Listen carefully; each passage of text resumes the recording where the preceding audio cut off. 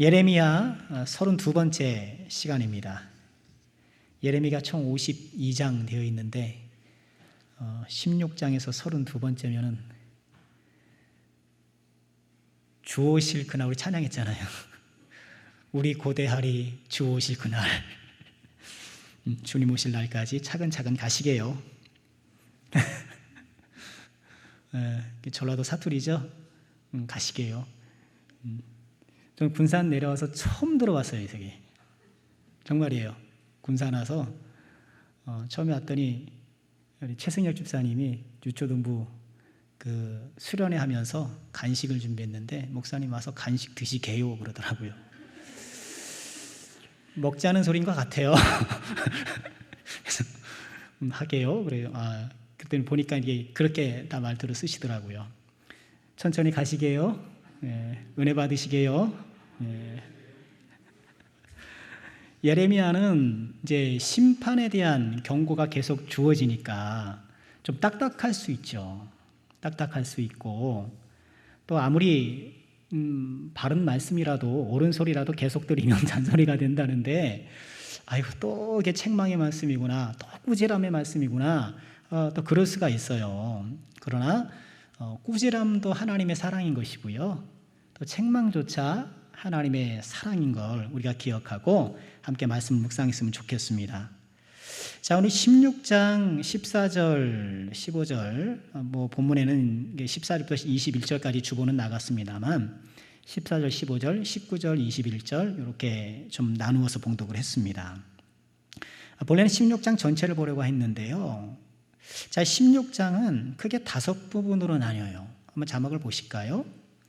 1절부터 9절까지는 하나님께서 예레미야에게 상징 행위를 지시하세요. 상징 행위, 좀 더 설명드릴게요. 그리고 10절부터 13절까지는 다시 이스라엘의 죄악을 지적하시고 14절부터 15절, 우리가 오늘 처음에 읽었던 부분에서는 이스라엘의 귀환을 예고하세요. 그리고 다시 16절부터 18절까지는 심판을 예고하시다가 마지막 19절부터 21절까지는 열방의 귀환을 예고하세요. 저기 색깔이 좀 달라게 있는 부분을 보면 이스라엘의 귀환을 예고하시고 이스라엘만 돌아오는 것이 아니라 열방도 하나님께 돌아오고 이렇게 돌아오는 말씀을 이렇게 하고 계셔요. 그러니까 16장을 보면 전반적으로 하나님께서 이스라엘의 죄를 책망하시지만 두 부분에 그들의 귀환과 회복을 약속해 주시는 이런 구조를 갖고 있는 거예요. 이게 하나님의 마음인 거예요. 하나님께서 이스라엘을 책망하시고 이스라엘을 심판하시지만 그러나 그 책망과 심판조차도 뭐예요? 그의 자녀를 돌이키시고 다만 그의 자녀를 돌이키실 뿐만 아니라 그 자녀들을 돌이키심을 통하여서 나아가 열방까지 돌이키시고 16장이 어떻게 보면 예레미야 전체에 담겨있는 하나님의 말씀을 축약적으로 보여주는 것이 아닌가, 하나님의 마음을 아주 요약적으로 이렇게 담고 있는 것이 아닌가 그렇게 보여집니다. 먼저 각각의 부분을 좀 간단히 살펴볼까요? 1절부터 9절까지는 상징 행위를 지시하셔요.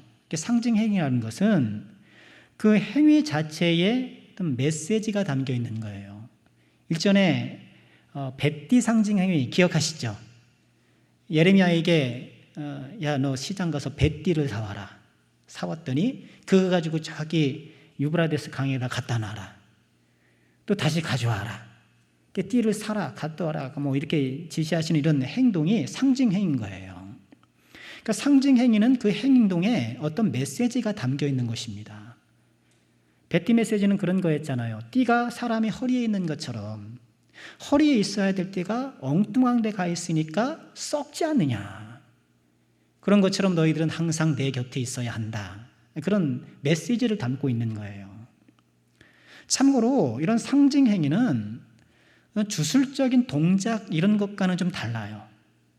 주술적인 동작은 뭐냐 하면 그런 어떤 행동, 어떤 동작을 통해서 동작 자체가 능력 있는 거예요. 그럼 우리 기독교하고는 멀어요. 그러니까 우리 기독교, 특히 개혁주의에서는 어떤 특별한 동작을 한다고 해서 어떤 능력이 생기지 않아요. 닥터 스트레인지 아세요? 그 사람은 열대 막 이렇게 하잖아요. 그잖아요. 네? 안 보셨어요? 영화 보면 막 해가지고 열고 막 그러잖아요. 그건 어떤 동작 자체가 특별히 능력이 있다고 생각하는 건 기독교적인 생각이 아닌 거예요. 그러니까 우리가 찬양을 할 때 내가 이런 동작을 하면 뭐 하나님이 받으신다? 그런 건 없어요.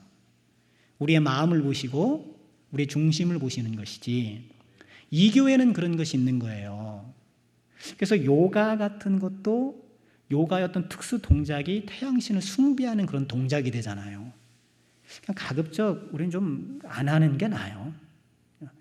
그 동작이 그 신을 찬양하는 건데 내가 굳이 그걸 해요. 그냥 은파우서 뭐 열심히 걸어 다니시고 그러시면 되지. 자, 여하간 이런 그 상징 행위를 지시하셨는데 세 가지를 지시하셔요. 2절 보실까요? 너는 이 땅에서 아내를 맞이하지 말고 자녀를 두지 말라. 독신을 명령하신 거예요. 이 독신 명령하신 거 보면 또 생각나는 거 없으세요? 누구에게는 결혼하라 그러셨죠?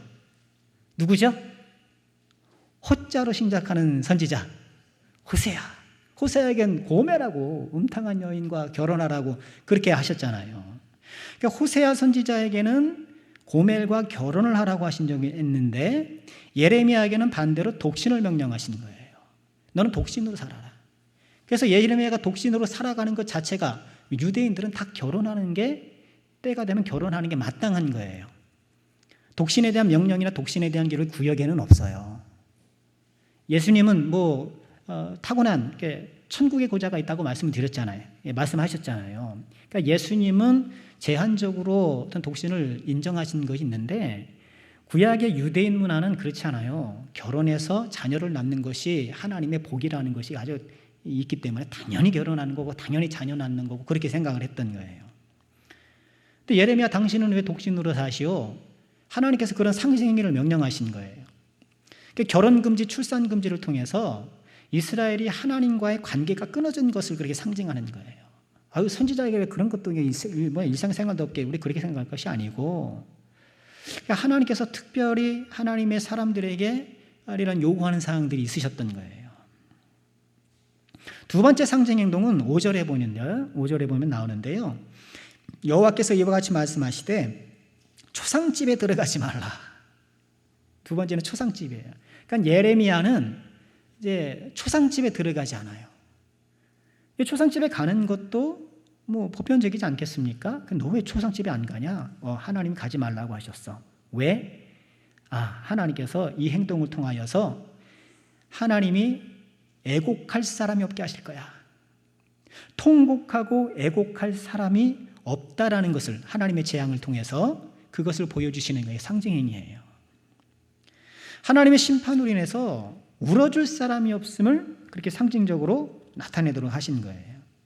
그러니 예레미야는 세 번째 상징 행동은요 8절인데 8절 보실까요? 같이 한번 읽어보죠. 시작. 너는 잔치집에 들어가서 그들과 함께 앉아 먹거나 마시지 말라. 잔치집 가지 말라는 거예요. 잔치집 가지 말라는 이유는 뭘까요?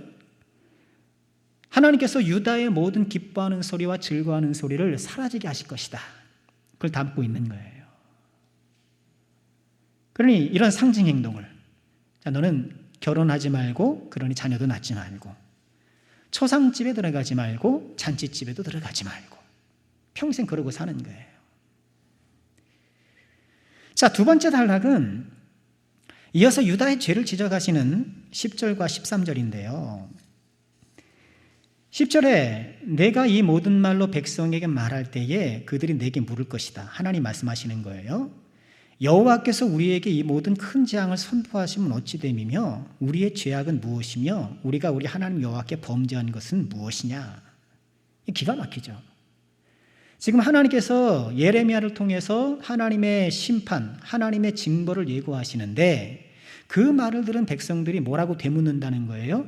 아니 하나님께서 왜 우리에게 큰 재앙을 주시냐? 우리가 뭘 잘못했냐? 우리가 범죄한 게 뭐냐? 이렇게 묻는다는 거예요. 잘못이 뭔 줄 모르는 거예요. 정말 잘못한 게 그런 거잖아요. 착한 사람은 본인이 착한 걸 모르는 것처럼 죄가 많은 사람은 본인이 죄인지는 몰라요. 내가 뭘 잘못했는지를 모르는 거예요. 하나님께서 우리가 죄를 깨닫게 하시고, 이게 정말 잘못됐던 거구나. 그때 내가 그걸 그렇게 했던 게 아니었구나. 이렇게 나를 깨닫게 해주시는 것이 진짜 큰 은혜인 거예요. 모르고 지나가고 그냥 깜깜하고 막 그런 것보다 하나님께서 알려주시는 게 은혜인 것이죠. 그러자 하나님께서 11절에 구체적으로 지목하시죠. 너는 그들에게 대답해라. 여호와께서 말씀하시되 너희 조상들이 나를 버리고 다른 신을 따라가서 그들을 섬겼다. 그들에게 절했다. 나를 버려 내 율법을 지키지 아니하였다. 나 버렸다. 너희들 죄가 뭔지 아냐? 나 버린 거야. 다른 신들을 떠나서 내 말씀을 떠나서 살았던 것, 그게 너희들의 죄야. 12절에 너희가 너희 조상들보다 더욱 악을 행하였도다. 보라, 너희가 각기 악한 마음으로 완악함을 따라 행하고 나에게 순종하지 아니하였다. 그렇기 때문에 13절, 내가 너희를 이 땅에서 쫓아내어 너희와 너희 조상들이 알지 못하던 땅에 이르게 할 것이다. 너희들 다른 데 이르게 될 것이다. 너희가 거기서 주야로 다른 신을 섬기리니, 너네 그렇게 다른 신 좋아하고 그렇게 섬기더니, 그래 내가 아주 그쪽으로 보내줄 테니까 밤낮으로 실컷 섬겨라. 가서 마음껏 섬기거라. 그렇게 해주겠다는 거예요. 자, 다음 달라 오늘 우리가 읽었던 본문을 좀 살짝 건너떠서 16절부터 18절 하나님께서 심판을 예고하시는데, 자, 어떻게 심판을 예고하십니까? 16절 보실까요? 여호와의 말씀이니라. 보라, 내가 많은 어부를 불러다가 그들을 낫게 하고 그 후에 많은 포수를 불러다가 그들을 모든 산과 언덕과 바위 틈에서 사냥할 것이다. 이게 어부, 포수 이런 단어를 통해서 그들에게 임할 재앙을 비유하고 계시는 거죠. 어부가 고기를 낚는 것처럼. 대단하지 않아요? 저는 이게 참 대단한 것 같아요. 저는 낚시 같은 걸 해본 적이 없어가지고. 근데 우리 김현우 목사님은 낚시도 잘하시는 것 같더라고요. 또 우리 성도님들 보니까 낚시 잘하시는 분들 계시더라고요. 좋아하는 분들이 계시더라고요. 저는 한번 저수지에 낚시한다고 누가 그래서 쫓아갔는데 지루해서 혼났습니다. 밤새도록 하나도 안 걸리는데 막 하고 있더라고요. 낚시는 못할 거로구나. 그 일은 낚시를 해본 적이 없어요. 근데 굉장히 신기해요. 몇 길이 되는지 모르겠지만 그 물속에 보이지도 않는 그 어떻게 이렇게 낚아요. 그리고 물고기도 자기들이 가는 길이 있다면서요. 그러니까 물론 망방대에 그냥 아무데나 그냥 내키는 대로 다니는 게 아니라 물고기도 자기들이 가는 길이 있대요. 맞아요? 길이 있어서 그 길을 탁 포착해서 딱 잡는다는 거예요. 대단한 거예요. 그러니 많은 어부가 한둘도 아니에요. 많은 어부를 불러다가 그들을 낚을 것이다. 마치 물속에 숨어 다니는 물고기처럼 유다 백성들이 재앙을 피해서 제각기 다 깊은 곳으로 숨어 들어갔겠지만 어부가 물고기를 낚듯이 다 건질 것이다. 다 건질 것이다. 또 비슷한 비유죠. 포수를 불러서 언덕과 바위 틈에서 사냥할 것이다. 포수로 번역을 했습니다만 예레미야 시대에 총이 있을 리 만무하고요. 그러니까 사냥꾼이겠죠. 총 쏘는 포수가 아니라 사냥꾼이 바위 틈에서 사냥하는 것. 물고기 잡는 건 못지않게 동물 잡는 것도 참 대단하죠. 요즘 팡팡팡팡팡 막 쏘는 거냐 이런 거 말고 옛날에 덫을 놓고 이렇게 하는 것도 있잖아요. 그러니까 사냥꾼들은 굉장히 지혜로워야 돼요. 바위 틈에 숨어 있는 거, 땅 속에 숨어 있는 거, 딱 미끼를 놓고 덫을 놓고 해가지고 이렇게 해가지고 딱 잡잖아요. 물고기가 깊은 물 속에 숨어 있듯이 마치 작은 동물과 혹은 곤충들이 바위 틈이든 어디 딱 들어가서 숨어 있는 것처럼 이스라엘 백성들이 재앙의 때에 그렇게 샥 숨어 들어가겠지만, 불을 켜면 바퀴벌레가 슉 하고 사라지는 것처럼 딱 숨어 들어가겠지만 다 잡아낸다는 거예요.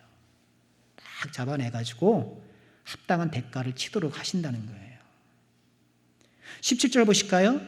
이는 내 눈이 그들의 행위를 살펴보므로 그들이 내 얼굴 앞에서 숨기지 못하며 그들의 죄악이 내 목전에서 숨겨지지 못하리라.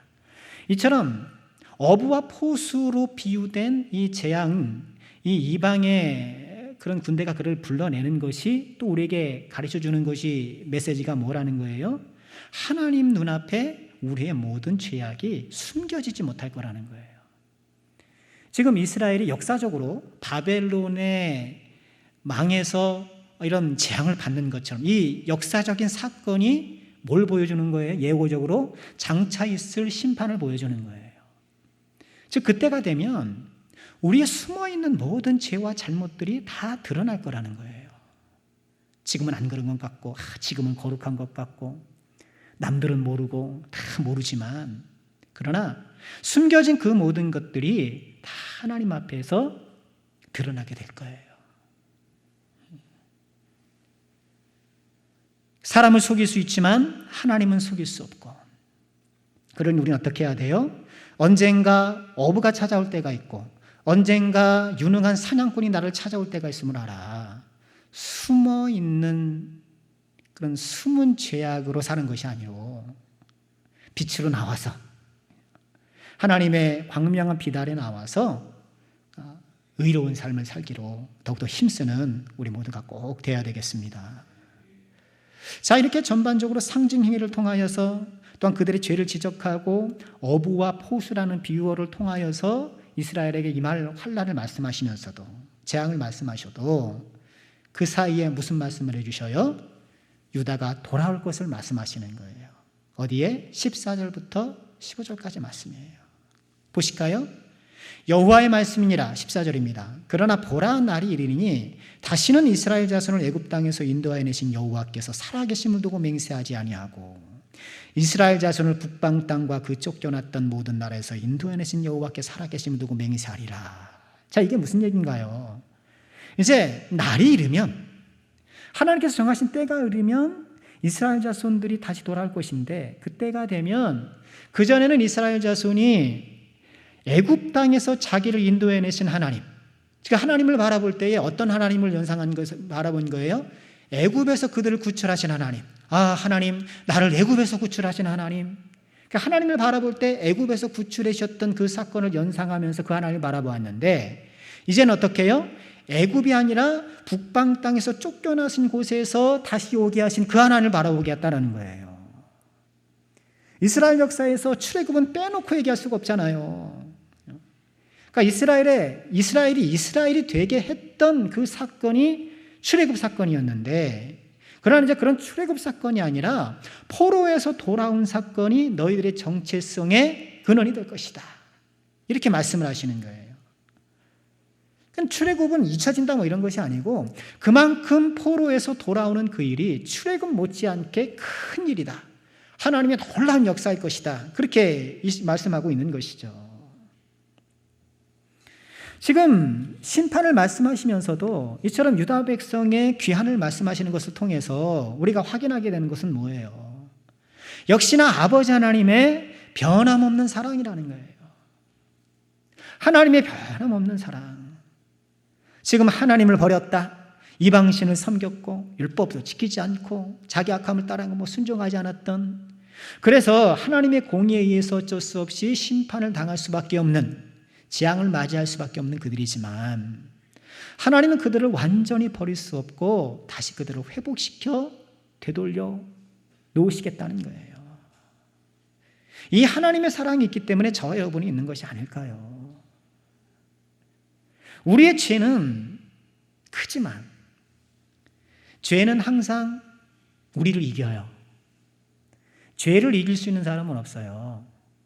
가위바위보에서 가위가 주먹을 못 이기잖아요. 이길 수 있어요? 없어요. 이거 못 이겨요. 그러는 것처럼 우리가 죄를 이길 수가 없어요. 즉 죄에 의해서 굴복당하지 않은 사람은 없는 거예요. 정도의 차이는 있을 수 있겠으나 항상 우리는 죄보다 약해요. 근데 죄는 하나님의 사랑 앞에 늘 약해요. 그건 아무것도 아닌 거예요. 우리가 짓는 죄보다 하나님의 사랑이 월등히 크시기 때문에 이 하나님의 사랑이 우리의 소망이 되고 능력이 되어서 우리는 죄 가운데 죽을 수밖에 없지만 다시 기회를 얻고 하나님의 자녀라 부르심을 받게 되는 거예요. 여러분, 우리도 그렇잖아요. 내가 배 아파서 낳은 자식을 우리도 끝까지 사랑할 줄 아는데 계속 속을 새기고 다 그래도 내가 배 아파 낳은 내 자식을 내가 끝까지 사랑할 줄 아는데 하물며 살아계신 사랑이신 하나님이시겠습니까? 하나님께서 그의 자녀들을 끝까지 사랑하시는가? 그러니 우리는 어떻게 해야 될까요? 이 하나님의 사랑을 자주 생각해야 돼요. 우리가 신앙생활하면서 예배도 드리고 섬기고 뭐 이렇게 하고 뭐 이렇게 여지거지 하지만 그런 과정에서도 우리는 이 하나님의 풍성한 사랑을 자주 묵상해야 돼요. 그 사랑이 얼마나 큰지, 그 사랑이 얼마나 무한한지, 또한 그 사랑이 얼마나 영원한지. 부모님이 나를 사랑해 준 걸 생각하면 그렇지, 내가 부모님에게 사랑을 받았는데 내가 좀 열심히 살아야지. 우리가 그런 마음을 먹는 것 아니겠습니까? 하나님의 사랑이 내 가슴을 뛰게 하고 그 사랑이 죄에 기웃거리는 나를 다시 한번 붙잡아주고 우리 하나님의 사랑을 다시 한번 생각하시고 이런 모든 재앙의 정의를 이루신 하나님의 재앙 가운데서도 그 자녀를 잊지 아니하시는 하나님의 사랑이 저와 여러분에게 함께 하심을 믿고 그 사랑 안에 힘을 얻고 그 사랑 안에 다시 한번 믿음의 다짐을 하고 그 사랑 가운데 살아가는 우리가 꼭 될 수 있기를 주님의 이름으로 축원합니다. 자, 그런데 오늘 말씀은 이처럼 하나님께서 이스라엘 민족을, 유다 민족을 회복시키실 것뿐만 아니라 열방의 회복까지로 나간다는 거예요. 예레미야 16장 19절 보실까요? 여호와 나의 힘 나의 요새 환난 날의 피난처시요 민족들이 땅 끝에서 죽게 이르러 말하기를 우리 조상들의 계승한 바는 허망하고 거짓되고 무익한 것뿐입니다 라고 할 거라는 거예요. 지금 거듭 말씀드립니다만 예레미야 16장에서 역시나 전반적으로 이스라엘에게 임할 하나님의 심판의 재앙을 말씀하시면서도 14절과 15절에서 유다 백성의 귀환을, 그리고 19절부터 21절에서 유다 백성을 귀환을 토대로 한 열방의 귀환을 말씀하고 계시는 거예요. 여러분, 이 말씀이 있었기 때문에 저와 여러분들이 예수님 믿게 된 거예요. 정말 우리는 땅끝에 있었던 사람들이잖아요. 한반도 정말 땅끝이었잖아요. 오래전에 예레미야에게 민족들이 땅끝에서 죽게 이르리라 이런 하나님의 소망과 꿈을 피력하셨고 그것을 이루어 가셔서 복음이 전해져서 우리가 지금 예수를 믿게 된 것 아닙니까?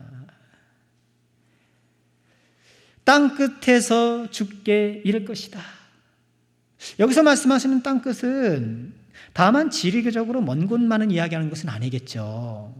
하나님과 관계적으로 먼 곳에 있는 사람들도 땅끝이에요. 여러분, 지금 땅끝을 살아가는 내 주변의 사람들이 얼마나 많습니까?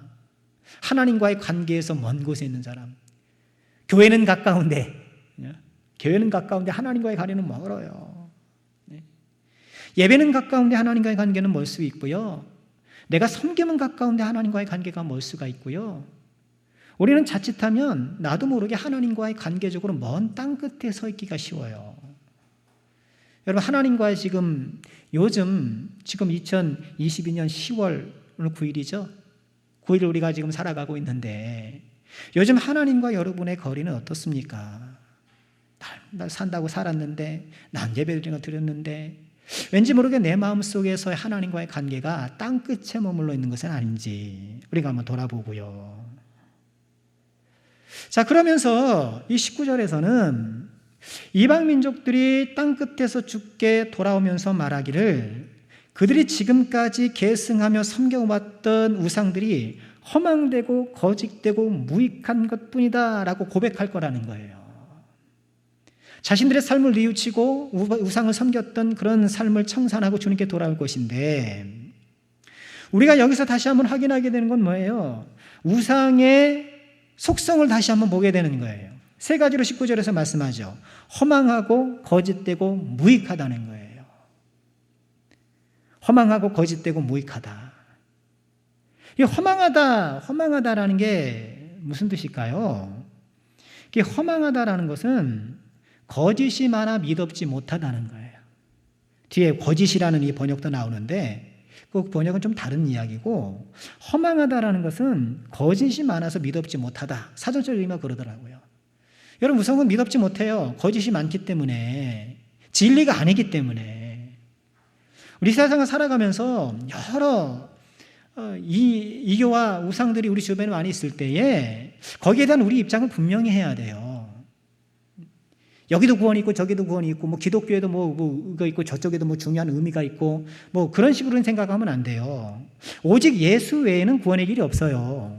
오직 예수님만이 구원의 길인 것을 우리는 믿기 때문에 이 시간에도 앉아 있는 것 아니겠습니까? 그러니까 이 세상에 예수 외에 다른 모든 것들은 우상이며, 이 얘기를 들으면 그분들이 기분 나빠할지 모르겠지만 뭐 할 수 없죠. 뭐 거짓이 많아 믿업지 못한 것들이에요. 진리에서 떠나 있는 것들이에요. 우리가 그래서 분명히 해야 되고요. 또 19절에서 말씀하는 두 번째 속성, 허망하고 거짓이라고 말씀하는데, 이 히브리어로 보면 헤벨이에요. 헤벨, 입김이란 뜻이에요.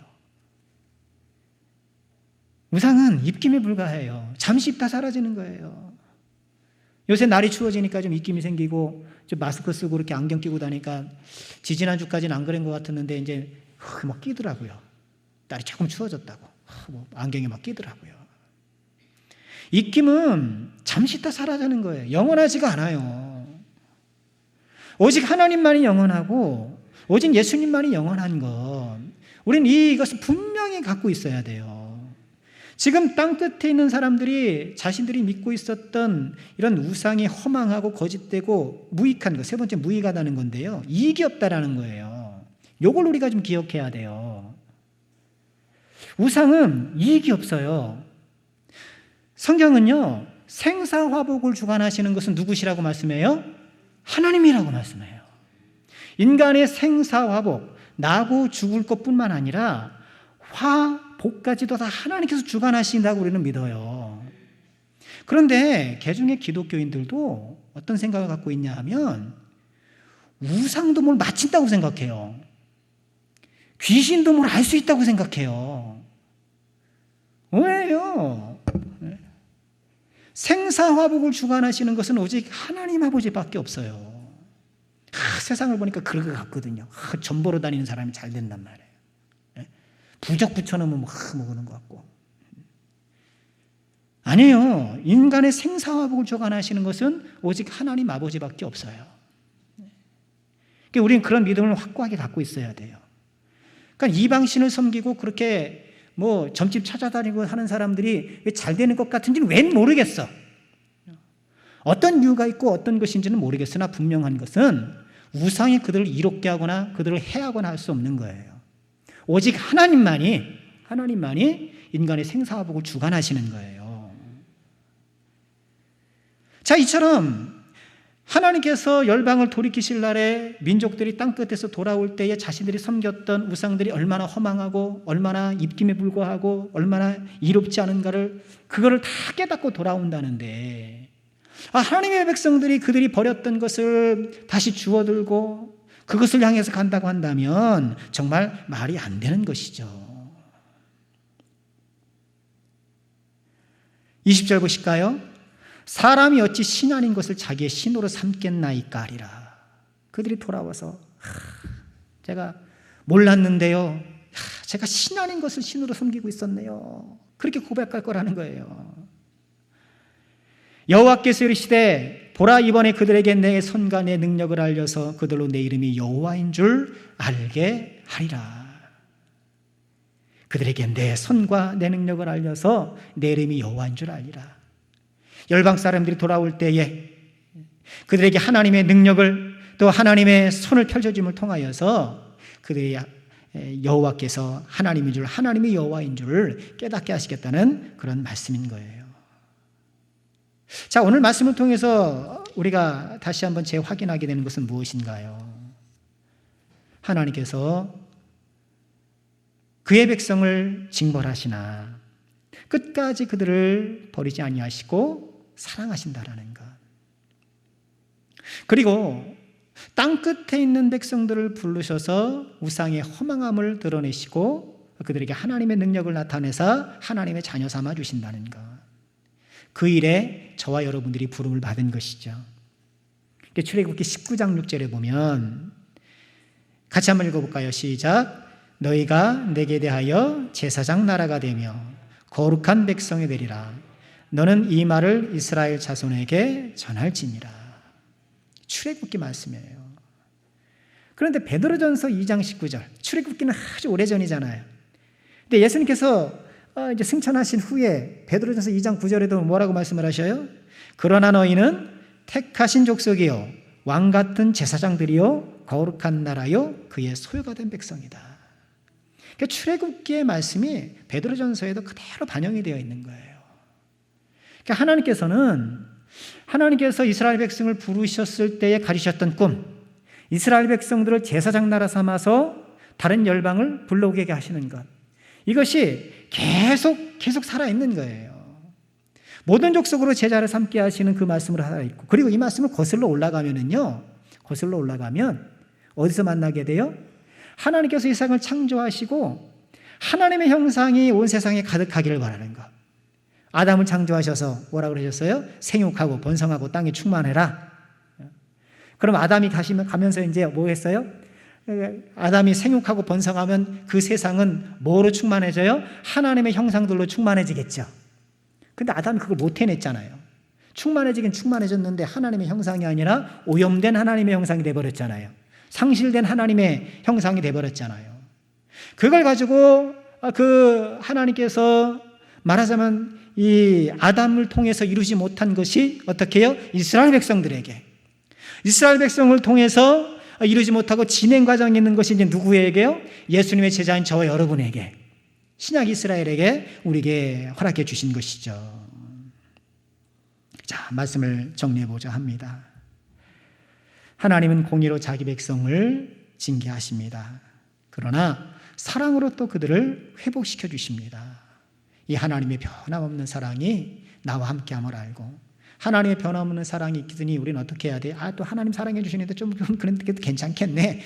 하나님의 사랑을 이용해 먹으려고 그러면 안 되고요. 그건 올바른 자녀의 마음이 아니잖아요. 부모의 사랑을 이용하는 것이 아니라 부모의 사랑에 감사해서 그 사랑에 부합해 살아가는 것이 효자효녀 아니겠습니까? 하나님의 변함없는 사랑이 있다는 것을 우리는 기억하고 그 사랑에 부응하는 삶을 살기를 힘써야 되겠고요. 나아가 하나님의 꿈을 꾸고, 하나님께서 우리를 제사장 나라 삼아서 먼 땅에 있는 땅의 끝에 있는 사람을 보려고 하는 그런 꿈이 여전히 우리에게도 남아있음을 기억하고 그 일에 믿음과 헌신으로 동참하는 우리가 꼭 돼야 되겠습니다. 이번 한 주간도 주님의 은혜 가운데 승리하시기를 주님의 이름으로 축원합니다.